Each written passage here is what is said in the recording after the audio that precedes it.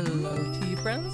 This is Barb Gulley with Barb's Tea Service, and we are back in the studio, courtesy on TVs, for our podcast 25.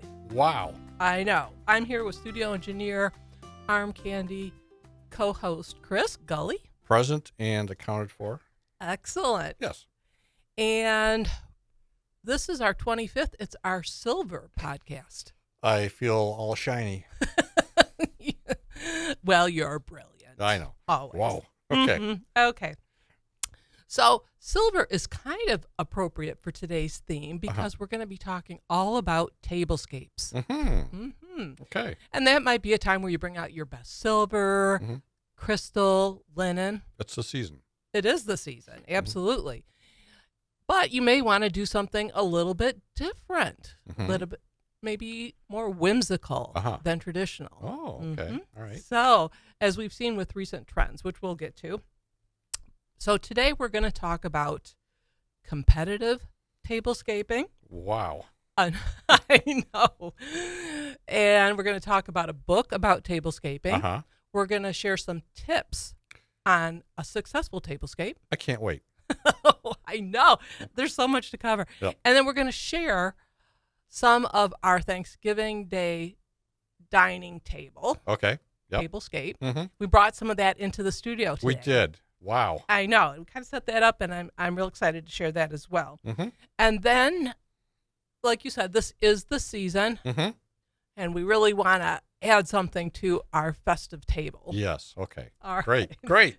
And if we have time, and I hope we do, we want to talk a little bit about chocolate and tea. Okay. And a great chocolatier that we visited this past weekend. We did. Yes. Very local. Yes. So Yep. want to talk about that too.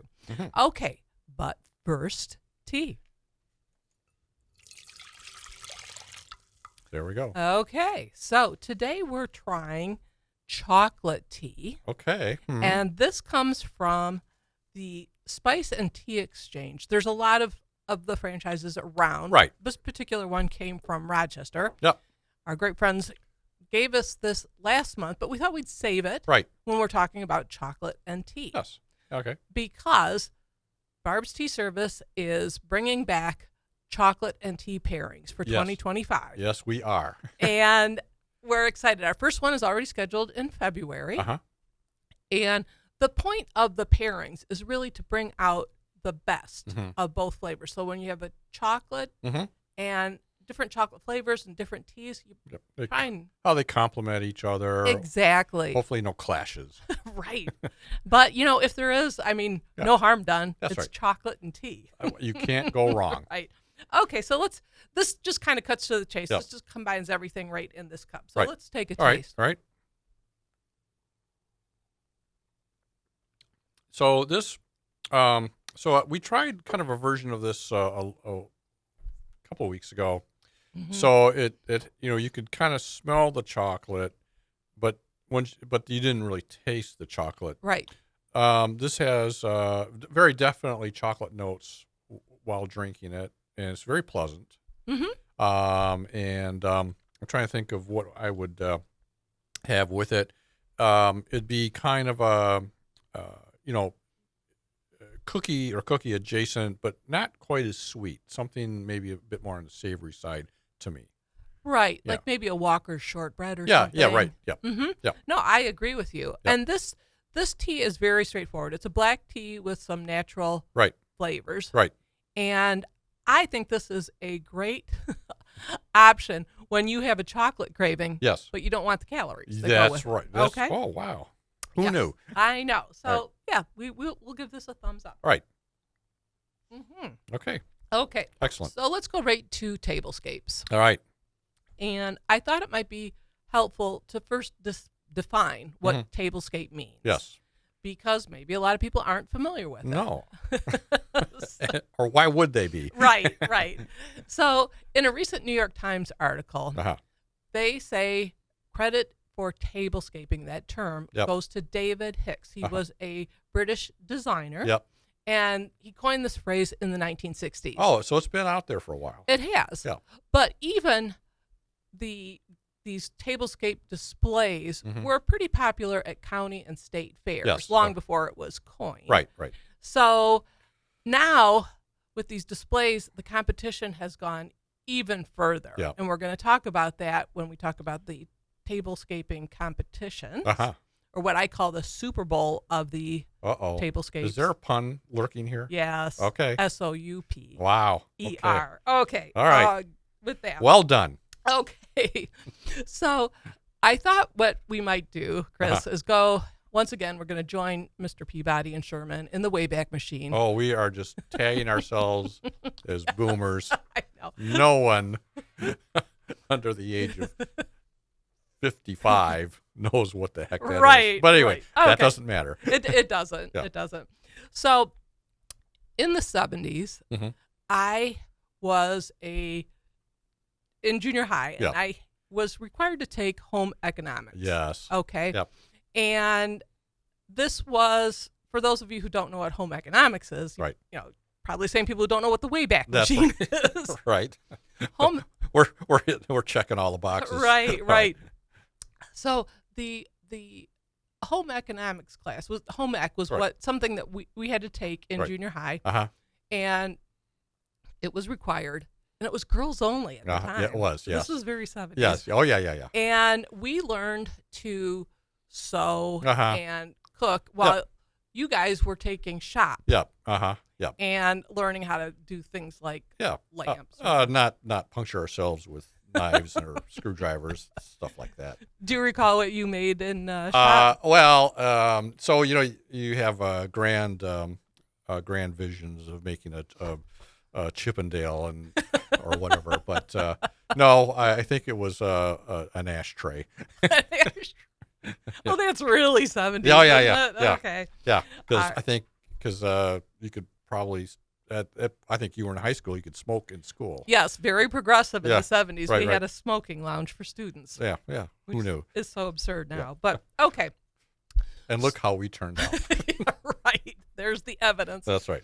So in home ec, when my fellow students, my your colleagues, my peers, they were in the kitchen, and I wasn't terribly interested in laboring in the kitchen. Yeah. I liked setting the table. You set from an early age.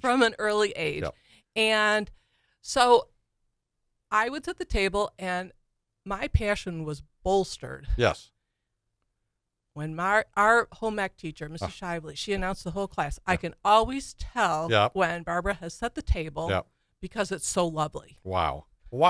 I mean, when you're 12, that's like winning the Nobel Peace Prize. You were a prodigy. I was a tablescape. Not that there was a big call for that. You were ahead of your time. I was. All right. So I really took to it very early, but in hindsight, I'm kind of going, well, I really thought this was great, and that's all that matters. That's true. But probably my peers, my fellow students were like, they weren't really interested in setting the table. They were more interested in making the cakes and the biscuits. There goes Barb again, skipping out on the cooking. And today, even today, I can't make a very good cake. So maybe, we all have our own journey, that's right? Okay. So then I continued with this avocation, if you will. Yes. And as I got older, I acquired more linen and crystal. Right. And then we had a family. So pretty much I would put this in force during holidays, which is fine. That's really great.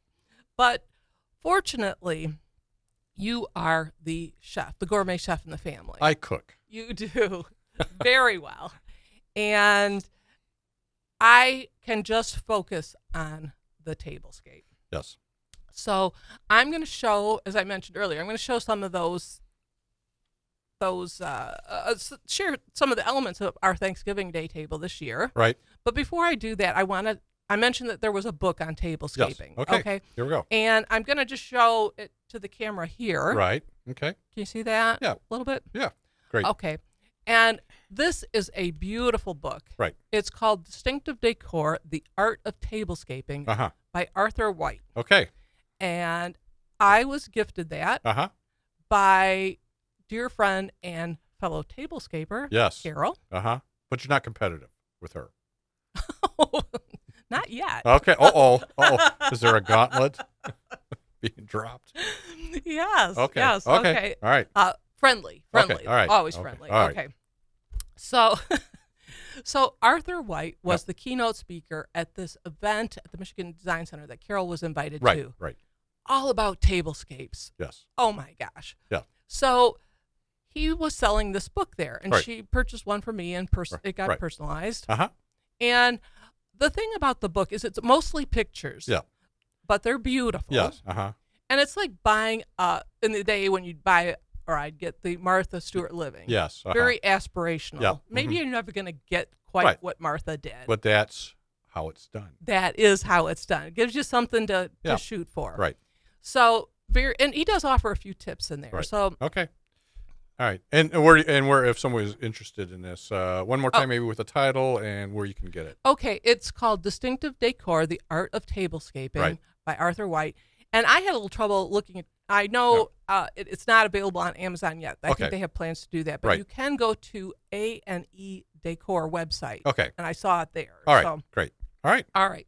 So the other thing I really liked about this book, I could relate to why it came about. Right. And he writes in his foreword that this book was born out of COVID quarantine conditions. As many weird things were. That's right. That's right. So at the time, as we know, a lot of things shut down. And we were given a lot of these arbitrary rules. Yeah. Like you can't have more than 10 people under one roof. Right. So what he did was he had a formal dinner party every month. Right.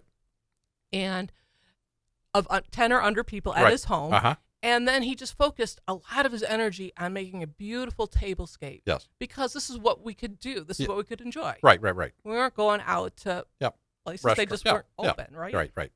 So I could really relate to that because in 2020, I too did the same thing. Yeah. I had a goal of a monthly tablescape. Yes.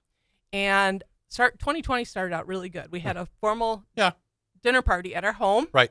Brought out all the good stuff, and I was charging on. Right. Then March came, and boom. Yeah. So that was it. So I started doing tablescapes once a month, even if it was for no guests. Yeah. Just something, a creative outlet, ideas to come. But then I enjoyed them. Yeah, thank you. Hey, thanks. I'm glad you did. And then, of course, the ultimate was the reception for Sean and Rachel, our daughter and son-in-law. Outside, we had a very small gathering, and we put together a lovely tablescape with the help of the in-laws and kept up Rachel's sunflower theme, which was very nice. Yep. Okay, and in my blog of January 2021, I do a summary of a recap of all the tablescapes I did in 2020. So if you're interested, there you go. All right, excellent. Okay, so the New York Times article, as I mentioned, they gave some of the history of tablescapes, but they also offer tips on how to have a successful tablescape. Well, let's hear it. Okay. And there's 7 of them. Okay. All right. Take notes, everybody. All right. So first you have to find a theme and stick to it. Okay. Don't deviate. All right. Pick a color scheme of about 2 to 4 colors. Okay. Mm-hmm. Use handmade items whenever possible. It's like me getting dressed in the morning. Okay. I think. Okay. All right. Yeah. Good. Okay. Keep going. All right. No matter the decor, you want to make sure that things are straight and even. Use cloth napkins. Mm-hmm. Try a creative fold if you can. Again, like me getting dressed. Okay. Sorry, I'll stop it. That's okay. And then you want to make sure people can see each other across the table. Yep. Something you get elaborate. Right. So you don't want to be doing that candelabra lean. Yeah, that's right. All right. You coined a term today. There I did. All right. And then when the table is finished, you should sit down at different angles. Right. So you can see what it looks like. It's a stage, and you need to make sure the lighting is good and the characters can all be seen. Wow. Wow. You got it. Yeah. Well, you understand tablescapes. I've seen a few. Okay. All right. Well, let's now turn to. Yep. We talked so much about it. Let's turn to our Here we go. festive tablescape. Okay. Can you see that? It is on camera. All right. Very good. Go for it. So my theme was fall. Mm-hmm. We have pumpkins, colorful leaves, and sunflowers. Very good. And it's a mashup of old and new linen, Mm-hmm. old and new china, Yeah. heirlooms, things that are brand new. Right. So I chose the color scheme of orange, yellow, red, and green. Okay. And we mixed fresh flowers Mm-hmm. with faux flowers. Yes. You know, a little, Yeah. kind of, if you pull it together, Mix it up. mix it up. Right. So I start out with a charger. Mm-hmm. That's the Right. lowest plate there. Right. And I had it's gold with wood grain. Right. Kind of a nice foundation. Some people find these not very practical. Well, just ignore them. Yes. Because They're downers, negative energy. Just right. yeah. Come on. Stop that. Yeah. Okay. So I mixed this up. So I've got my grandmother's china. Uh-huh. I've got my mom's china, the Uh-huh. Lily of the Valley. Yep. I have the flatware that was your grandmother's. Right. Mm-hmm. And then I've got, let's see, there are pumpkins over there, Right, part of right. my Yep. glass pumpkin collection. Yes. And the table linens Uh-huh. are really kind of Yep. a story of themselves. Right. I'm going to move this over here. Excellent. So the linen Mm-hmm. was a gift from, well, actually, it was a wedding gift to your Right. parents. Right. Yes. And she'd never opened it up. Your Right. parents never opened up the box. And this is 1953. Right. So she gave it to me Yeah. probably about 20 years ago. I Right. probably started using it about 10 years ago. But she said, I know you'll use it and Right. you'll love it. Yeah. Right. And I do. Yeah. And so this napkin here is part of that. Right. Tablecloths at home. Yeah. They call it like Irish linen. It's Irish linen. Yeah. Yes. Okay. Yes. And I'm sure it was quite Yeah. quite dear Yeah. as a gift. Yeah. So very happy to have that. Right. Then the other linens I have these yellow ones Uh-huh. with the sunflower design. Yep. And those were made by my sister-in-law, your sister, Kara. Right. And she has her own embroidery Yes. business. And she's going to join us on one of the Yes, podcasts yes, coming yes. up. But she made these, which I love. And, this napkin brings a little bit of color Mm-hmm. and also a little bit of nice memories because it reminds me of Rachel's shower Yeah. and her wedding. Yeah. And so twofold. Very good. And guess what? Yeah. I folded these twice. Nice. Uh-huh. Okay. And finally, we had 2 napkins. Right. And this one was for dessert. Uh-huh. So I took a red napkin Yep. and folded it in Yep. a rose design. Okay. All right. All right. Very good. Very good. So where the napkin was made, should we mention, I think she's got a Facebook page, Honeywood Embroidery. Yes. Embroidery. So if you're interested in that, she does great work. Check it out. Oh, good. Right. Good point. So, okay, very good. So I think I hit on a lot of those points that New York Times All right. pulled out. Very good. Color scheme, All right. themes, all that good stuff. So Okay. keep All that right. in mind. Okay. All right. Are so we we're ready back. to go we back? are ready to switch to us. All right. All right. Here we are. Okay, so now we'll talk about competitive tablescaping. Oh. This is really something. So this goes beyond just, Right. beautiful china, Right. as we mentioned. People really are pushing the boundaries of traditional dining table Right. decor. Mm-hmm. Okay, so for the Los Angeles County Fair, Mm-hmm. these contestants, Mhm. participants, they Yes. come into the arena with imagination Yep. and glue guns. Uh-huh. Hopes and dreams. Exactly. And the judges, they look for creativity. Right. They look for use of color and Mhm. correctness and presentation. Right. And also want it to have qualities that not only tell you something, Uh-huh. but make you feel something. Oh, wow. It's a lot It is. for plates and china, Wow. plates and Yeah. silverware. Okay. Okay.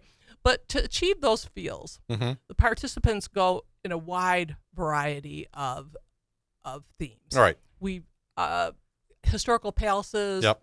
intimate parlors. Right.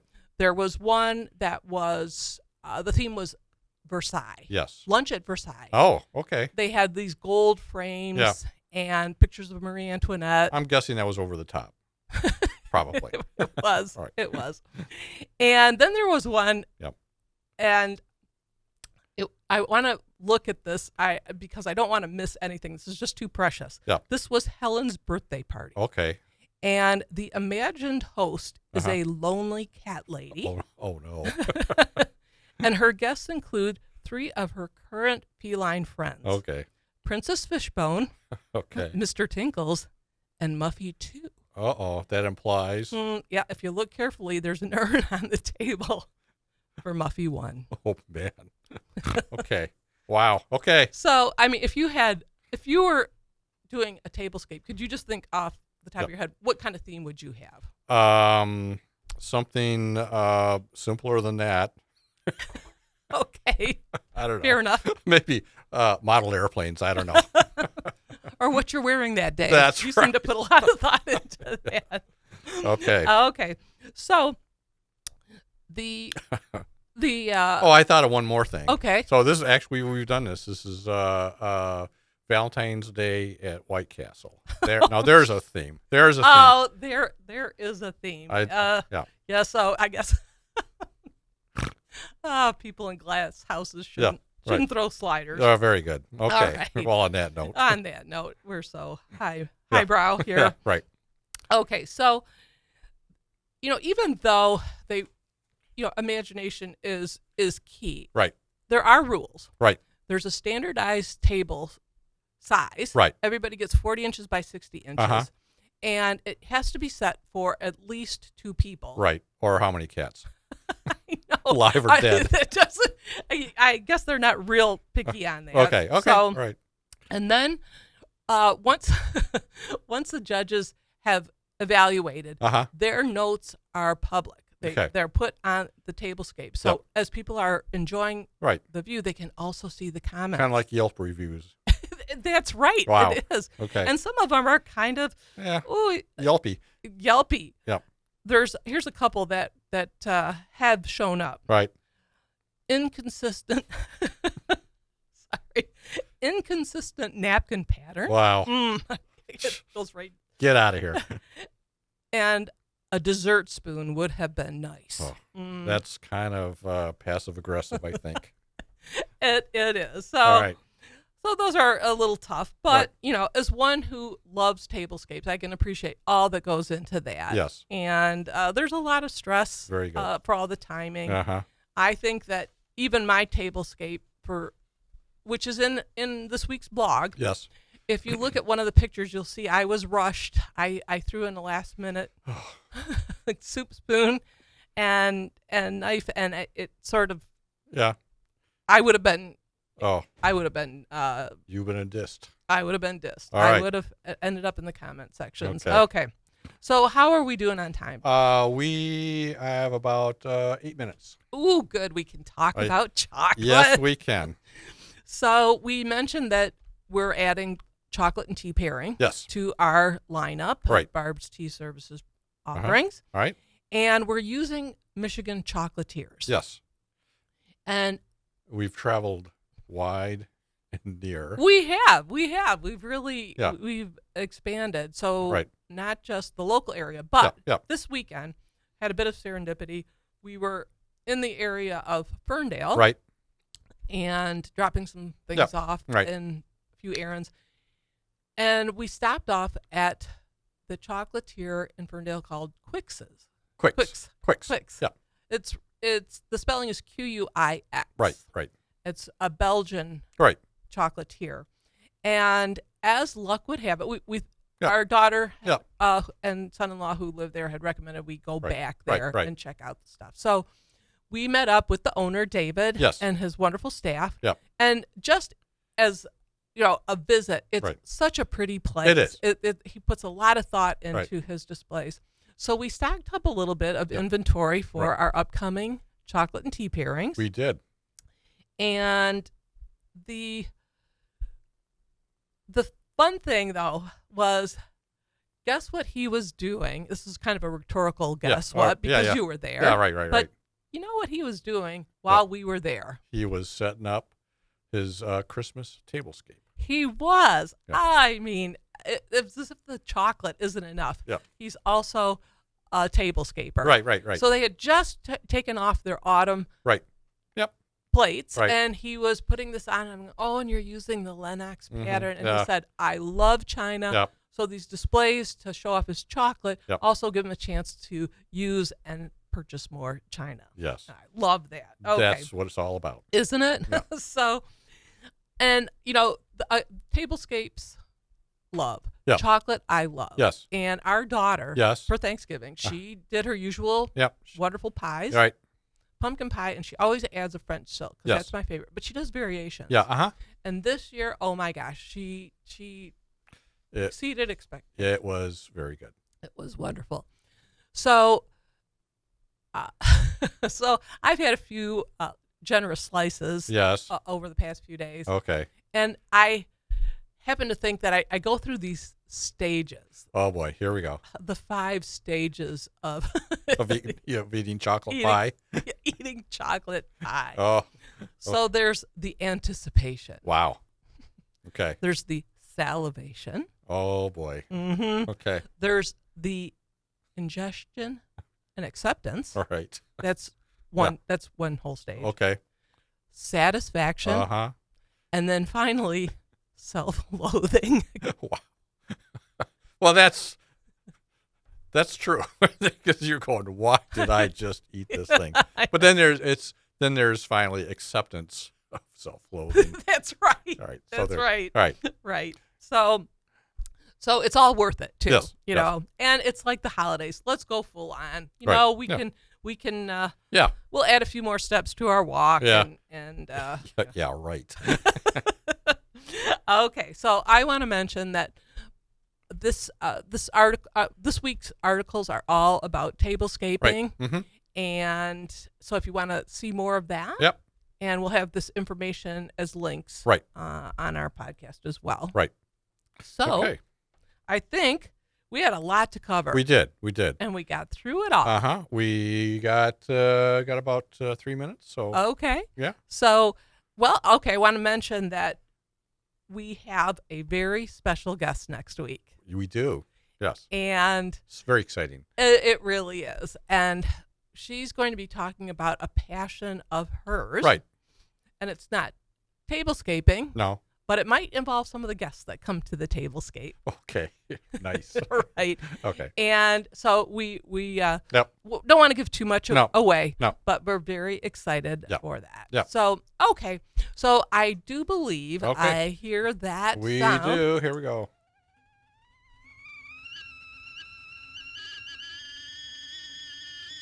Okay. All right. Well, thanks again to all our listeners and those who are viewing. Yes.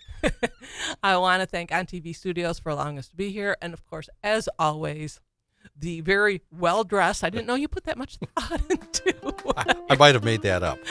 your wardrobe. Yeah. But I'm going to say well-dressed studio engineer, co-host, and arm candy. Very good. Chris Gulley. All Thank right. you very much. Okay. And as we like to say, please stay tuned.